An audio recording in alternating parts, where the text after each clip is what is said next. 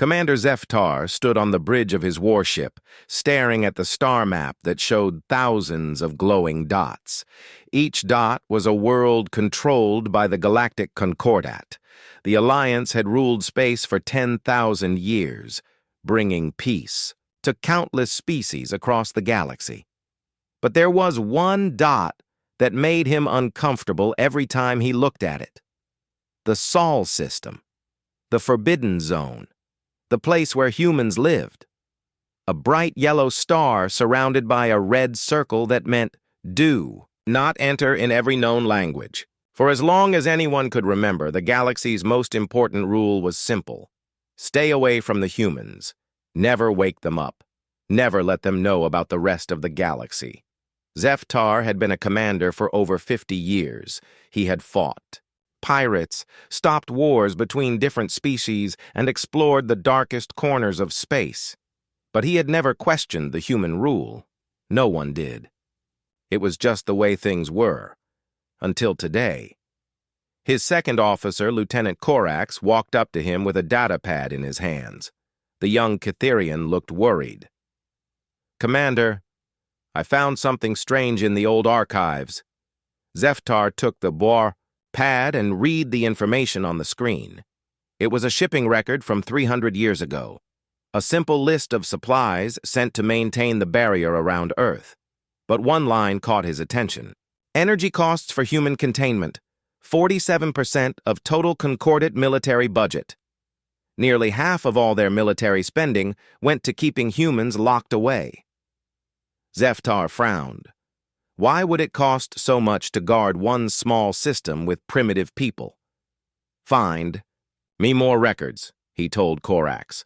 "I want to know everything about this human situation." Over the next few days, Corax brought him more files. Each one made the mystery deeper. The energy barrier around Earth was not just a simple force field. It was the most advanced piece of technology the Concordat had ever built. It required constant power from 12 different star systems just to stay active. The maintenance crews, who worked on the barrier, were sworn to absolute secrecy. They served for only 1 year before being reassigned to the far edges of the galaxy. No one was allowed to serve there twice. But the strangest thing was how everyone reacted when Zeftar asked questions about humans.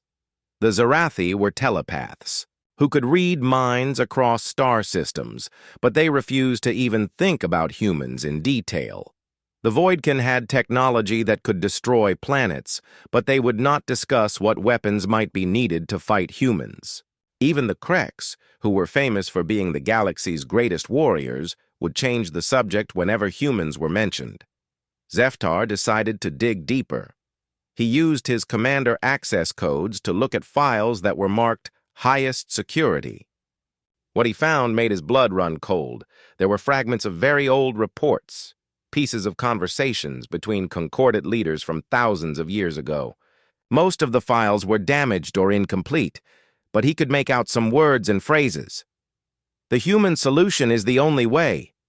What they did to the Devourers cannot be allowed to happen again. No species in the galaxy must ever learn what humans are truly capable of. We have sealed them away for the good of all life." The Devourers. Zeftar had heard that name before, but only in whispers. Old spacers sometimes told stories about them in dark bars on distant worlds. They said the Devourers were monsters from the ancient past, creatures that ate entire civilizations. But those were just stories, weren't they? Zeftar searched for more information about the Devourers. What he found made him wish he had never started looking. The Devourers had been real, more than real. They had been the greatest threat the galaxy had ever known. The files showed that 10,000 years ago, the Devourers had controlled nearly half of all known space. They consumed everything in their path. Planets, stars, entire species. Nothing could stop them. The greatest military minds in the galaxy had tried to fight them. Massive fleets with weapons that could crack moons had been sent against the Devourer. Swarms. None of them came back. But then suddenly the Devourers had disappeared. Every single one of them, gone in a matter of days. The files showed the exact date when the last Devourer signal was detected. It was the same day that humans had first left their home planet and traveled to another star. Zeftar sat in his private quarters, reading the same files over and over, again. The timeline was too perfect to be a coincidence. Somehow humans had been connected to the Devourer's disappearance. But how? The files made humans sound like primitive creatures who had barely learned to travel between planets. He found one more document that made everything even more confusing. It was a meeting record from the Concordate's founding council, the meeting where they had decided to quarantine Earth. The human homeworld must be sealed away immediately, the record said. What they did to end the Devourer threat was necessary, but it cannot be allowed to spread. We have seen what humans are capable of when they are threatened. For the safety of all civilized species, humanity must remain isolated until we can find a better solution. But what if they try to break free? Asked another voice in the record. They won't, came the reply. We will make sure they never remember what they did. We will make sure they never realize what they truly are. Zeftar put down the data pad and walked to his window. Outside, the stars looked the same as always. Peaceful, safe, protected by the Concordate's laws and the galaxy's greatest rule. But now he knew the truth. The rule about not waking the humans was not meant to protect the galaxy from humanity. It was meant to protect humanity from themselves. What had humans done to the Devourers? What were they capable of that scared every other species in the galaxy? And most importantly, what would happen if they ever found out the truth about their own past? Zeftar made a decision that would change everything. He was going to find out what really happened 10,000 years ago. He was going to learn why. The galaxy's most powerful civilizations were afraid of one small blue planet, even if it meant breaking the galaxy's most sacred rule. The next morning, he called Corax to his quarters. The young officer looked excited to be given a secret mission. "Sir, what are your orders?" Corax asked. Zeftar handed him a data chip. "I want you to find everything you can about something called Project Eternal Sleep. It was started right after the Devourers disappeared. Use any codes you need. Go to any archive you have to, but find out what it really means." "Is this about the humans, sir?" "Yes," Zeftar said. "And Corax, be very careful who you talk to about this. There are some secrets that people kill to protect." As Corax left to begin his search, Zeftar looked out at the stars again. Somewhere out there, behind an energy barrier that cost half the galaxy's military budget to maintain, humans lived their lives without knowing they were prisoners. They went to work, raised families, and dreamed of exploring the stars. They had no idea that the rest of the galaxy existed. They had no memory of what their species had done in the ancient past. But Zeftar was going to find out, even if it destroyed everything he thought he knew about the universe. Dr. Lyria had spent her entire life digging through the ruins of dead civilizations. As the Concordate's chief xenoarchaeologist, she had explored more ancient sites than anyone else in the galaxy. She had found lost technologies, decoded forgotten languages, and uncovered the secrets of species that had died out millions of years ago. But she had never found anything like the station orbiting the dead star in the Terminus sector. The station was huge, bigger than most space cities. It was made from materials that her scanners could not identify. The metal seemed to shift and change when she looked at it through her instruments. Strange symbols covered every surface, symbols that hurt her eyes to look at directly. The station was old, older than the Concordate, older than any known civilization. Her dating equipment said it was at least 50,000 years old, but she suspected it might be much older than that. Local space pilots called it the Ghost Station. They said it appeared on sensors sometimes, then vanished without explanation. Most people thought it was just a legend, but Lyria had spent 3 years tracking down reports and calculating its orbit. When she finally found it, she knew she had discovered something that would change everything. Her research ship, the Discovery, docked with the station's main port. The airlock opened with a sound like a sigh, as if the ancient structure was breathing again after a long sleep. Inside, the station was dark and cold. Her suit lights cut through the darkness, showing corridors that stretched away in impossible directions. The architecture made no sense.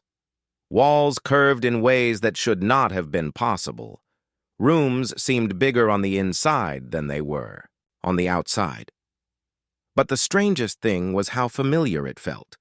Even though she had never seen anything like it, Lyria felt like she knew where she was going. Her feet carried her through the maze of corridors, as if she had walked these paths before. She found the data core in the station's center. It was a massive crystal structure that pulsed with dim light. When she touched it with her scanner, information began flowing into her ship's computers. More information than she had ever seen from a single source. The files were in dozens of different languages. Some she recognized as belonging to ancient species that had died out before the Concordat was formed. Others were completely unknown. But her translation software worked slowly through the data, piece by piece. What she found made her hands shake. The files told the story of the Devourers. But not the simple story that most people knew. This was the real truth, written by the people who had lived through it. The Devourers had not been evil, exactly. They had been something worse. They had been hungry. They consumed organic matter and converted it into extensions of their own consciousness. When they ate a planet, every living thing on that world became part of their collective mind. They had started small, consuming individual creatures on their homeworld. But as they grew, their hunger grew with them. Soon, they were eating entire ecosystems, then planets, then star systems. The files showed how the Devourers had spread across the galaxy like a plague. They did not destroy civilizations quickly. That would have been a mercy. Instead, they consumed them slowly, turning each individual into another voice in their vast hive mind. The greatest species in the galaxy had tried to fight them. The ethereal collective had built weapons that could destroy entire solar systems. The Machine Empire had created armies of robot warriors that felt no fear. The Psionic Federation had telepaths who could kill with a thought. None of it had mattered. The Devourers had eaten them all. According to the files, the galaxy had been doomed. Every major civilization had fallen. Only a few scattered colonies remained, hiding in the dark spaces between stars. The Devourers controlled over 90% of known space, and then something had happened. Something that the files described in language that made Lyria's translation software crash repeatedly. The humans had done something. Lyria read the same passages over and over again, trying to understand what the ancient records were trying to say. The words used to describe human actions were not in any language her computers could properly translate, but she could piece together the basic facts. Humans had discovered faster-than-light travel on a Tuesday. By Friday, every single Devourer in the galaxy had simply stopped existing, not destroyed, not defeated. They had been converted into something else, something that the ancient records could only describe as tools for purposes that should not be named. The last entry in the data core was from a species called the Precursors. They had been the most advanced civilization in the ancient galaxy. Their technology was so far beyond anything the Concordat could build that it might as well have been magic. But even they had been terrified of what humans had done. "We have made contact with the humans," the file said. "They do not seem to understand what they have accomplished. When we asked them how they defeated the Devourers, they showed us their weapons. Standard kinetic projectiles, basic energy shields, nothing that could threaten even our oldest defensive systems. When we asked them to explain how they converted the Devourers, they did not understand the question. They insist they simply fought them off and that the Devourers ran away. We have scanned human space extensively. There are no Devourer remains, no battlefield debris, no energy signatures from weapons capable of the destruction we witnessed. It is as if the Devourers simply chose to stop existing. But our deep space monitors have detected something else. Energy patterns that match no known physics. Structures that exist in dimensions our mathematics cannot describe. Things that were once Devourers, but are now something that serves the humans, even though the humans themselves seem unaware of this. We have reached a unanimous decision. Humanity must be isolated immediately, not as punishment but as protection. They have done something that violates the basic laws of reality. If they ever realize what they are truly capable of, there will be no force in the universe that can contain them. We will build a barrier around their system. We will make them forget what happened here. We will tell them that they are alone in the universe until we can find a way to understand what they have become. For the sake of all life in the galaxy, the humans must never remember what they did to the Devourers. Lyria sat in her ship for hours after reading the last file. Outside her window, the ghost station continued its slow orbit around the dead star. She thought about all the species in the Concordat, thousands of different civilizations living together in peace, all of them following the same rule without question: never wake the humans. Now she understood why. The ancient precursors had been right to be afraid. Humans had done something that was impossible according to every known law of science. They had taken the galaxy's greatest threat and converted it into something that served their purposes, and they had done it so easily that they did not even remember doing it. Lyria started to send a message to the Concordat Council, then stopped. Who would believe her? The evidence was here, on this impossible station that most people thought was a myth. The data files were in languages that barely anyone could read. More importantly, what would happen if people learned the truth? The Concordat had been built on the foundation of the human quarantine. If people knew that humans were not prisoners but sleeping gods, would the galaxy's peace survive? She made a copy of all the files and stored them in her ship's most secure vault. Then she sent a carefully worded report to her superiors. She would tell them about the station and the historical data she had found. But she would not mention the specific details about humans and the Devourers. Some knowledge was too dangerous to share. As her ship prepared to leave the station, Lyria took one last look at the ancient structure. Somewhere in the galaxy, humans lived on their blue planet, completely unaware that they had once saved all life from extinction. They went to work, fell in love, and dreamed of someday traveling to the stars. They had no idea that the stars were afraid of them. But Lyria knew, and the knowledge would haunt her for the rest of her life. Because deep down, she understood what the precursors had been too scared to write in their files. The Devourers had not been defeated. They had been turned into something that still existed, still served human purposes, even though humans themselves had forgotten about them. Somewhere in the dark spaces between dimensions, the things that had once been the galaxy's greatest threat were waiting for the day when humanity would remember what they were capable of. High Overlord Kravex stood in the war room of his flagship, looking at the holographic display that showed his empire's territory. The Zarathian hegemony controlled 3 entire spiral arms of the galaxy. Billions of worlds paid tribute to his throne. His fleets could destroy entire star systems if he wished, but there was one small yellow dot on the map that made him angry every time he saw it. The Sol system. The one place in the galaxy where his ships were not allowed to go. For over 3,000 years, the Zarathian hegemony had followed the Concordat's rules. They had respected the human quarantine like everyone else. But Kravex was not like the weak leaders who had come before him. He had built the strongest military force in known space. His empire's technology was centuries ahead of the Concordat's best equipment. Why should he bow to ancient fears about primitive humans?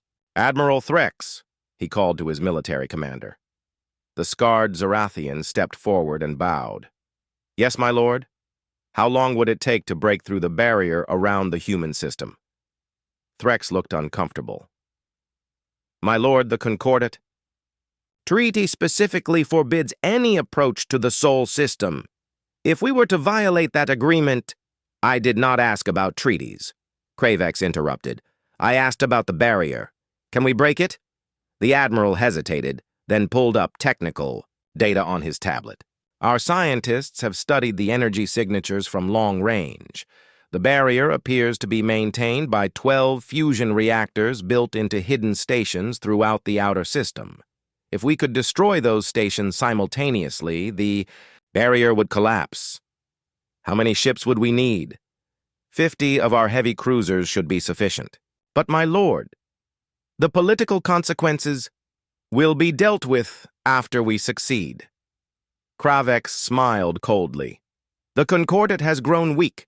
They spend their time talking and making rules while we build real power. It is time to show the galaxy what true strength looks like. What are your orders, my lord? Assemble Task Force Sunrise. 50 ships, our best crews equipped with barrier-breaking weapons. We are going to see what these humans are really hiding. 3 weeks later, Task Force Sunrise assembled at the edge of Zarathian space. The ships were magnificent examples of military engineering. Each cruiser was over 2 kilometers long and carried enough firepower to level a moon. Their shields could withstand direct hits from planet-killer weapons. Admiral Threx sent his final report to High Overlord Cravex before beginning the mission. All ships ready. Estimated travel time to human space, 6 days. Estimated time to break the barrier, 4 hours. Proceed, came the reply. And Admiral, make sure our long-range sensors are recording everything. I want to see the look on the Concordat Council's faces when they realize their precious humans are just another primitive species. The Zarathian fleet jumped to hyperspace, leaving behind their empire's territory for the first time in centuries. They flew through empty space for days, passing star systems that belonged to other species but never slowing down. Their destination was ahead, marked on their navigation charts with every warning symbol known to galactic law. When they finally arrived at the Sol system, the barrier was exactly as their sensors had predicted. A shimmering wall of energy that surrounded the entire star system like a soap bubble made of light. It was beautiful and terrible at the same time. All ships, prepare barrier-breaking weapons, Admiral Threx commanded. Target the generator. Stations. Fire on my mark. The 12 hidden stations that powered the barrier were destroyed in the first volley. Ancient technology that had protected humanity for 10,000 years was reduced to glowing debris in a matter of seconds. The energy barrier flickered, sparked, and died. For the first time since the Concordat was formed, the Sol system was open to the galaxy. My lord, Admiral Threx said into his communication device, the barrier is down. We are beginning our survey of the system. What do you see? Cravex asked eagerly. Threx studied his sensor readings and felt his confidence begin to waver. Sir, the system is not what we expected. There are massive structures orbiting the star, space stations larger than our biggest ships, and there are multiple planets with signs of advanced civilization. How many planets? 14, sir. The humans have colonized their entire system. There are cities on worlds that should be uninhabitable, floating colonies in the atmospheres of gas giants, mining operations that span entire asteroid belts. Cravex felt the first touch of doubt. The intelligence reports had said humans were primitive, a single planet barely capable of space travel. This sounded like an advanced civilization. What about their technology level? He asked. Unknown, sir. Our sensors are having difficulty getting clear readings. There is some kind of interference. But, sir, there are ships moving toward our position. Lots of ships. On the bridge of the lead Zarathian cruiser, every screen showed the same impossible sight. Ships were emerging from behind planets, from asteroid bases, from stations orbiting the star itself.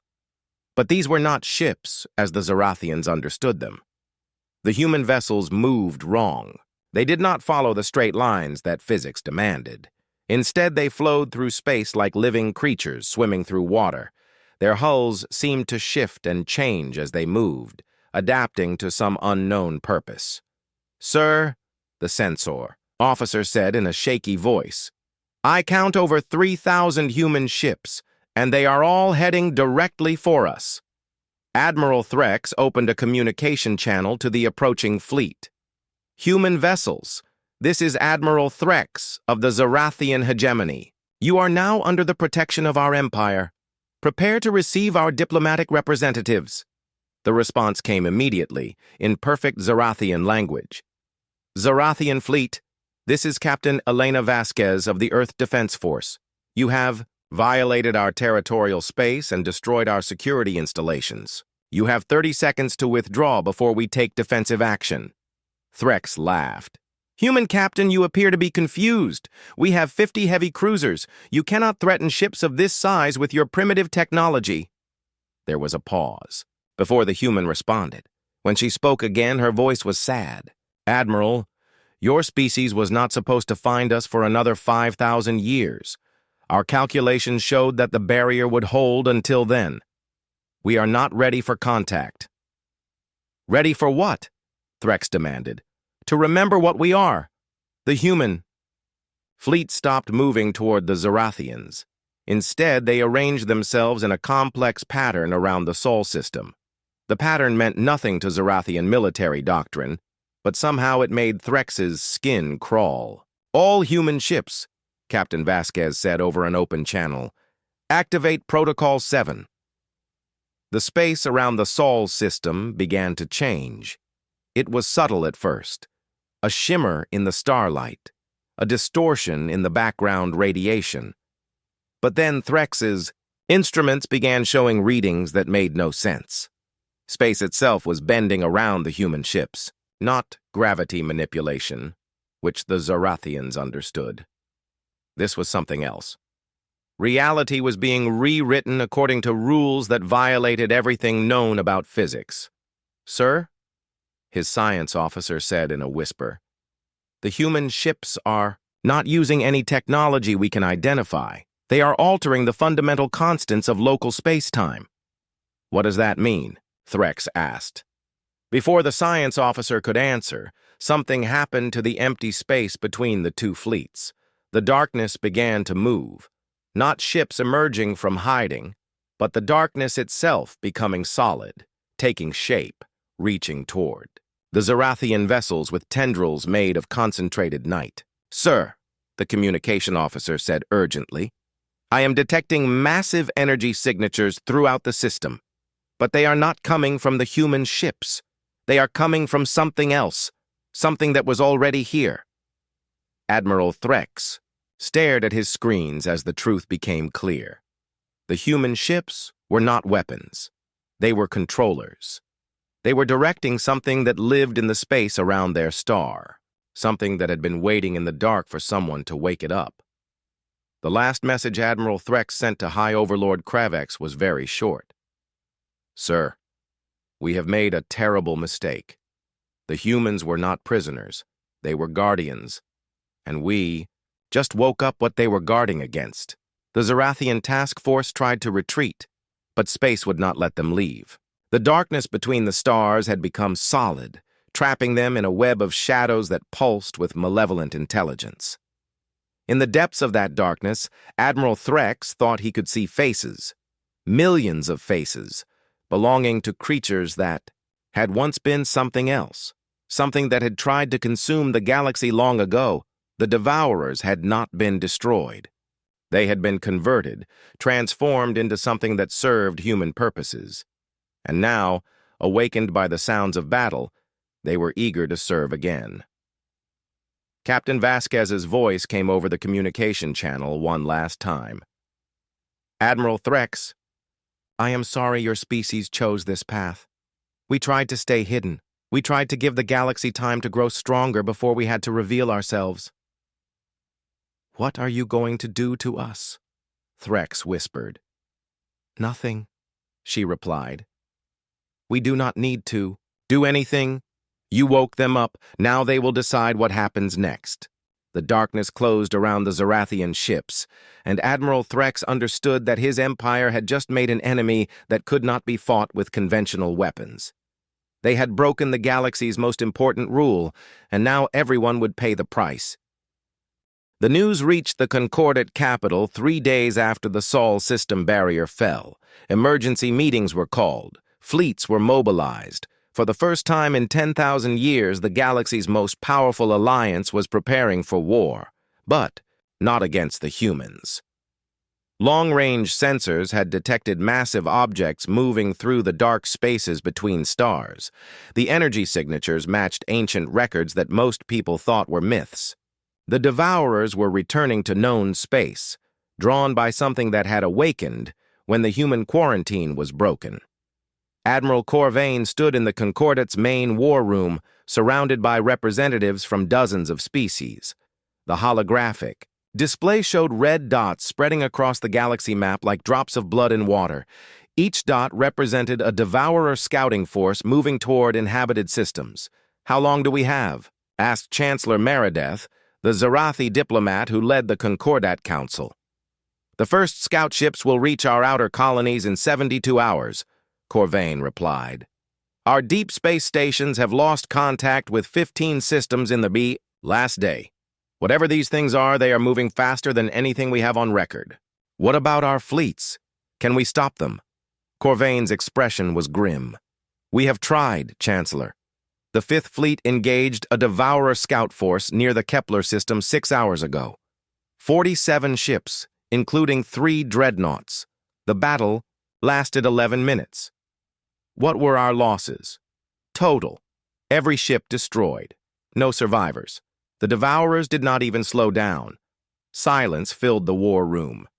The Concordate's military had not suffered a defeat like that in over 3,000 years. Their ships were the most advanced in known space, crewed by the best officers from hundreds of different worlds. If the Fifth Fleet could not even damage a Devourer scout force, what hope did they have against the main swarm? "Sir," a communication officer called out, "we have an incoming transmission from the Sol system." Every being in the room turned to look at the main screen. After 10,000 years of silence, the humans were finally making contact. A woman appeared on the display. She looked unremarkable by galactic standards. 2 arms, 2 legs, no obvious technological enhancements. She could have been from any of a dozen species. But her eyes made Admiral Corvain uncomfortable. They were too calm for someone whose species had just been discovered by the galaxy. Too knowing, as if she understood secrets that others could not even imagine. "Concordate Council," the woman said. "I am Ambassador Sarah Chen, representing the United Earth Federation. We understand that recent events have caused concern throughout the galaxy." Chancellor Meredith leaned forward. "Ambassador Chen, we must discuss the immediate threat. Ancient enemies have returned to our space. Creatures called Devourers are attacking our worlds. Do your people have any knowledge of these entities?" Sarah's expression did not change, but something flickered in her eyes. "Yes, we are aware of the Devourers. Our records indicate that they were a problem in this region approximately 10,000 years ago." "Your records?" Admiral Corvain interrupted. "Ambassador, our intelligence suggests that your species was confined to a single planet during that time period. How could you have records of galactic events?" "Admiral, there are many things about humanity that your intelligence reports may have missed. We have not been as isolated as the galaxy believes." Chancellor Meredith felt a chill run down her spine. As a Zarathi, she was naturally telepathic. She could read the surface thoughts of most species without effort.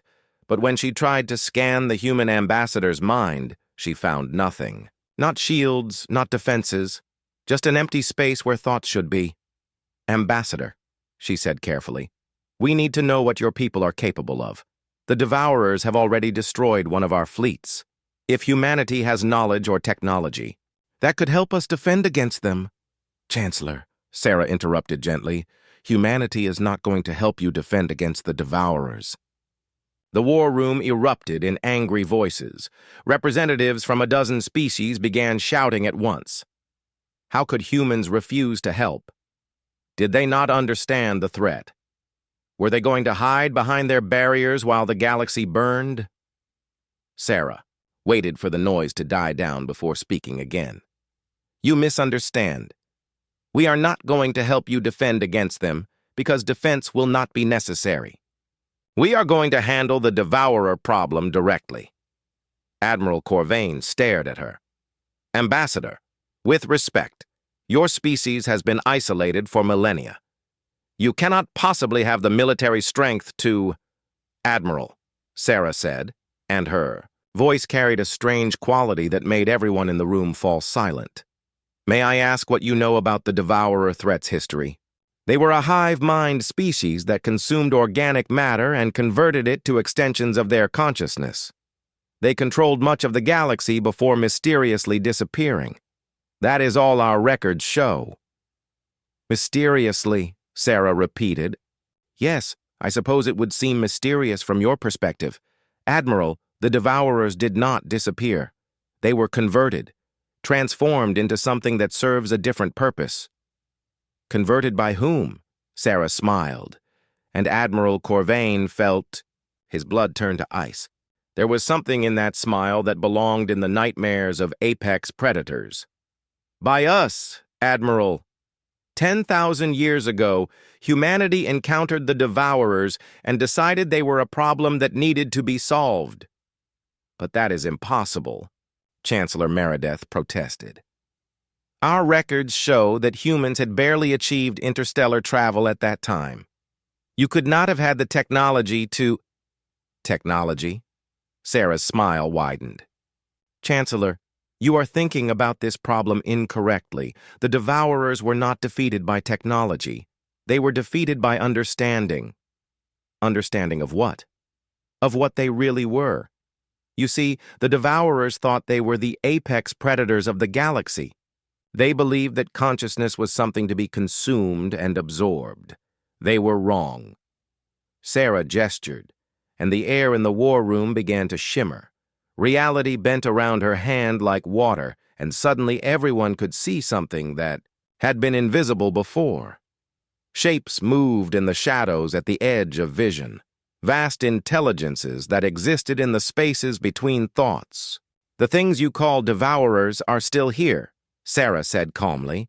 They have been serving humanity for 10,000 years. We forgot about them for a while, but recent events have reminded us that they exist. Admiral Corvain's weapons officer was staring at his instruments with a look of pure terror. Sir, he whispered, I am reading massive energy signatures throughout this system, not ships. Something else. Something that has been here all along, hiding in dimensions our sensors cannot normally detect. The devourers you are fighting now are not the original ones, Sarah continued. They are copies, echoes of the original swarm that somehow survived in deep space. They retained the hunger and the basic patterns, but they lost the understanding of what they truly were. What do you mean? Chancellor Meredith asked. I mean, they forgot that they belonged to us. Sarah made another gesture, and every screen in the war room lit up with images from across the galaxy. The red dots that had been moving toward inhabited worlds suddenly stopped. The devourer ships that had been attacking concordate colonies simply went dark. The new swarm has been reminded of its purpose, Sarah said. They will not be troubling the galaxy anymore. What did you do to them? Admiral Corvain demanded. We reminded them what they are.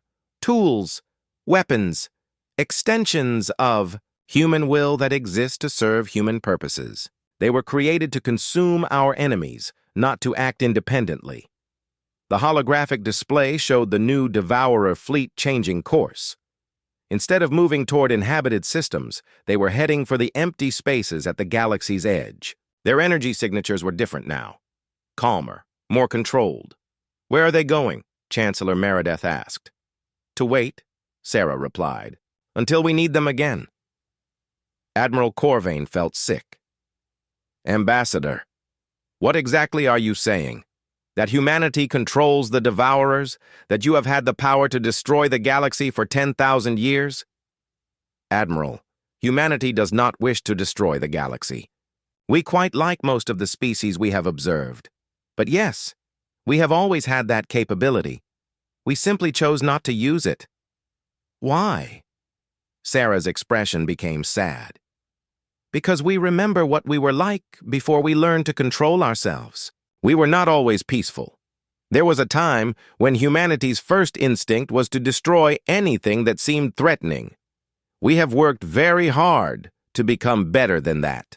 But the Zarathian fleet will be returned to their empire unharmed, Sarah said. Eventually, after they have learned some important lessons about respecting other species' boundaries.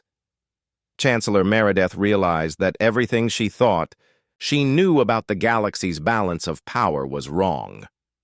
Ambassador, if humanity has this kind of capability, why did you allow yourselves to be quarantined?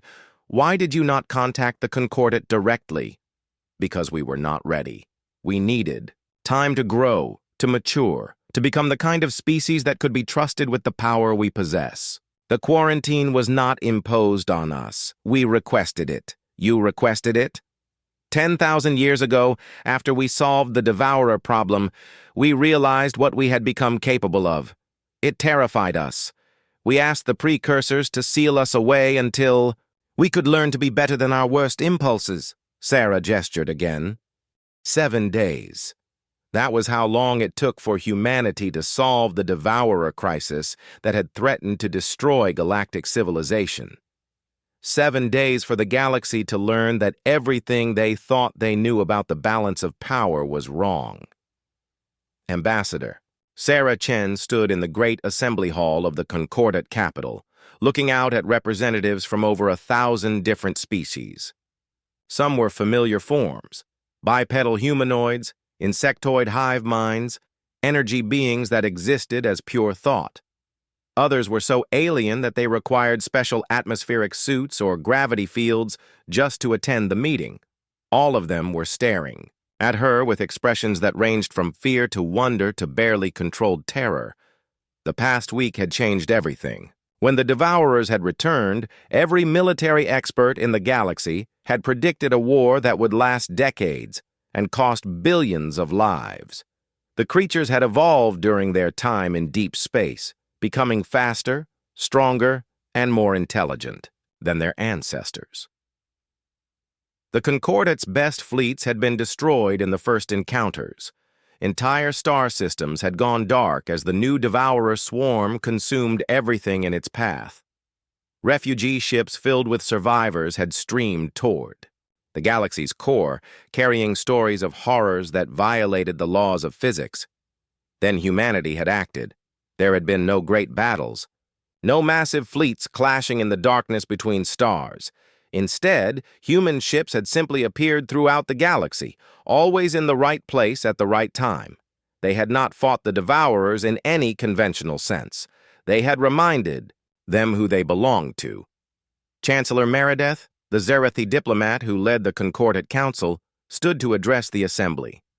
Her telepathic abilities allowed her to sense the emotional state of everyone in the room.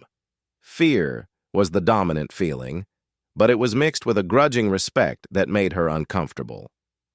Ambassador Chen, she began, on behalf of the Galactic Concordat, I want to thank humanity for its intervention in the recent crisis.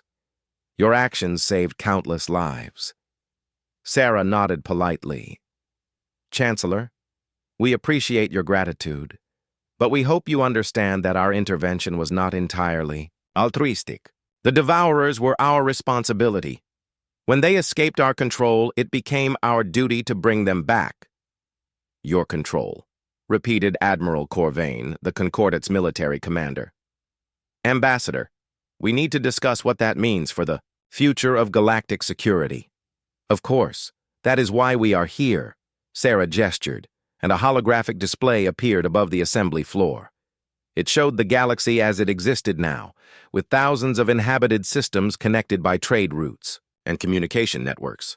But overlaid on the familiar map were new elements that made everyone in the room shift uncomfortably.